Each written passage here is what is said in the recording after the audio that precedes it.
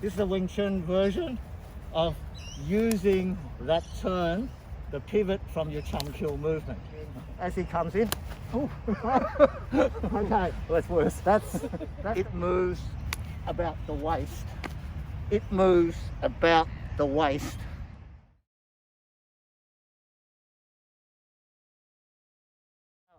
This is the Lung Ying stepping, right?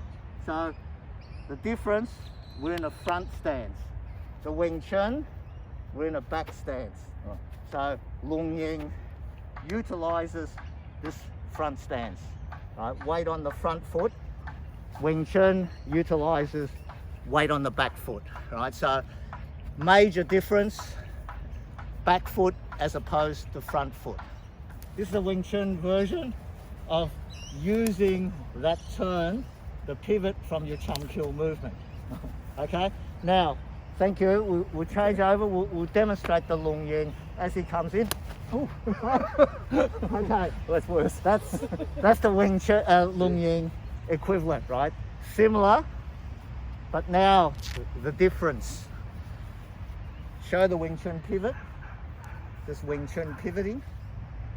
It's rotation of the foot, right? It rotates, the feet rotate in contact with the ground. Okay? Lung Ying goes the next level, so the feet have to move, this whole lower body has to move. Okay, even with the pivot, only if you do a fraction of that, still the whole lower body has to move. All right, Scott, again please. With the Lung Ying, you notice I'm here, then the feet do not have to move.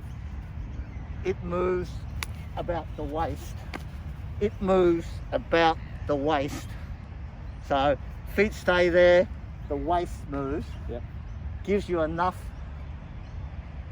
change of direction in either side without having to move the feet. So if that's the case, it's a bit quicker. It's a lot quicker. All right, so major difference, back foot as opposed to front foot. Yep. Advantages of back foot versus front foot. Weight on the back foot gives you mobility of the front leg, being able to kick when people move in. Advantages of weight on the front foot, it enables you to have a lower, more stable stance, and it enables you to have a wider base, and with the Lung Ying power from here, employ extra power throughout your hands. Right, so how does Lung Ying enable mobility, which we said was the biggest problem with that stance as opposed to the front stance? The difference is, once it's employed close in, we are able to, from here, weights on the front foot, we are able to move the back foot. Right? Not bad. Now, from here, it's a real change of direction here. Right? So I'm moving the back foot, right? But he can't sweep me or anything because my weight's on my front foot, so I've got strong here. But if I was like that, you could easily sweep that. Yep. Right? Yep. Okay? So that is another big difference, right?